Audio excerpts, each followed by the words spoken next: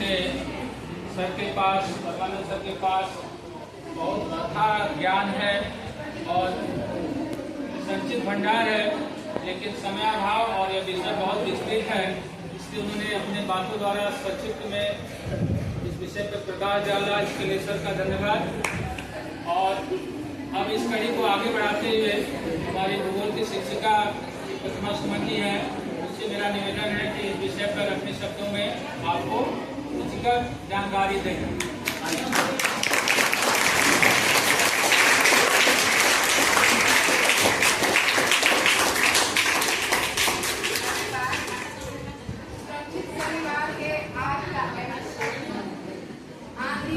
लड़का वहाँ पर निर्भर है कि इन सब के कारण क्या है और इनसे बचने के लिए क्या क्या उपाय किए जाते हैं। कारण तो सर ने बहुत बताया है, मैं भी थोड़ा बहुत ऐड इसमें करूंगी। बच्चे, सब में क्या बात हुई कि सब में गति का प्रभाव है, लेकिन ये गति का प्रभाव होता क्यों है मैं वो बताऊं। तो उसका मुख्य कारण है दाब, पवन दाब, वायु दाब भी बोलते हैं इसको। वायु दाब बच्चियां दो प्रकार के होते हैं वायु दाब, एक निम्न दाब और एक उच्च दाब।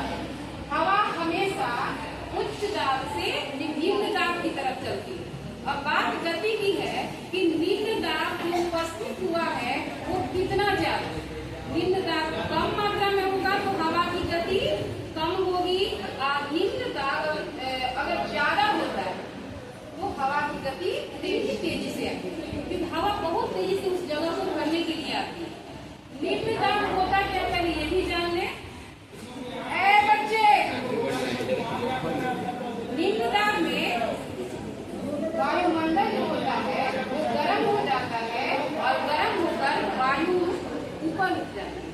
अब ऊपर जब उठ जाता है बहुत बड़ा एरिया, बहुत बड़ा जो एरिया होता है वो हो जाता है वायु से खाली। अब ये मत समझिएगा कि सांस लेने लायक वायु वहाँ नहीं रहता, नॉर्मल मात्रा में वायु रहता है और जो उच्च दाब वाला वायु है ऊपर उठ जाता है। तो निम्न दाब इस कारण से उपस्थित हो जाता है क्योंकि गर्मी ज्यादा होती है, इसकी नमी सूखी होती है और वायु हल्की हो जाती है। बच्चे नीचे बात हो रही है। अब आधुनिक समय में जो भी बिल्डिंग बन रहा है उसमें तारीख चालक लगाया जा रहा है। जब हम लोग पढ़ते थे तारीख चालक का जो अपने ऊपर है, जो सब उसका ठनका का जो बिजली का जो ऑब्जर्व कर लेता है और मकान है जो सुरक्षित बढ़ जाता है। उसमें जो करंट होता है, जब ठनका आदमी पर गिरेगा तो बिजली आग उत्पन्न होगा तो आदमी है जो नहीं बच पाएगा। बाहर खिड़की कौन है जी? बाहर बेचैन हो जाएगा, उसका प्राण है जो पखेरु हो जाएगा। वो निधन के अलावा कोई रास्ता है ही नहीं है। क्या बिजली का चमक आता था, हम लोग घर में जो बंद रहते तो बहुत डर लगता है, एक भय होता है। सर ने बताया कि सुनामी भी एक प्राकृतिक आपदा है। धरती पर जो भूकंप आता है उसको जो भूकंप कहते हैं, लेकिन समुद्र में जो भूकंप आता है उसको सुनामी कहते हैं। 2004 में जो भूकंप आया हमारे देश में जो बहुत व्यापक, तुम लोग शांत नहीं रहोगे। मनुष्य एक विवेकशील प्राणी है, क्लास में भी बताया है।